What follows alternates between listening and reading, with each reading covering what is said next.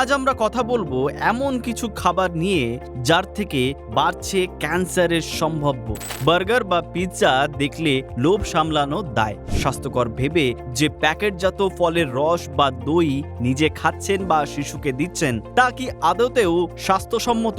সকাল থেকে রাত অবধি যা যা খাওয়া হচ্ছে তার অধিকাংশই প্যাকেটজাত অথবা প্রক্রিয়াকরণে তৈরি। সে চাল হোক বা ডাল বা বিস্কিট বা জাঙ্ক ফুড, এই সবই ক্যান্সার বা প্রজনন ক্ষমতা হ্রাসের কারণ হয়ে উঠছে বলে সতর্ক করছে বিশ্ব স্বাস্থ্য সংস্থা। হার্ভার্ড ইউনিভার্সিটির সাম্প্রতিকতম সমীক্ষায় দাবি করা হয়েছে রোজের খাবার দাবার থেকেই বিষ ঢুকছে শরীরে। এমন কিছু রাসায়নিক জমা হচ্ছে রক্তে যাকে প্রতিরোধ করা দুঃসাধ্য হয়ে উঠছে। থ্যালেট, বিসফেনল, PFS এর মতো কিছু রাসায়নিকের নাম উল্লেখ করা হয়েছে গবেষণাপত্রে, যা শরীরে হরমোনের ভারসাম্য নষ্ট করতে পারে। কোথায় থাকে এই সব রাসায়নিক? গবেষকরা জানাচ্ছেন অধিকাংশ প্যাকেটজাত খাবারে নানা ধরনের প্রিজারভেটিভ বা অ্যাডিটিভ থাকে, যার মধ্যে এই সব রাসায়নিকের খোঁজ পাওয়া গিয়েছে। যেমন চকলেট, বিস্কিট, কুকিজ, বোতলবন্দি ফলের রস, ইনস্ট্যান্ট নুডল, ব্রেকফাস্ট সিরিয়াল, সসের মধ্যেও সোডিয়াম নাইট্রেট, যা ক্যান্সার, মস্তিষ্কের সচলতা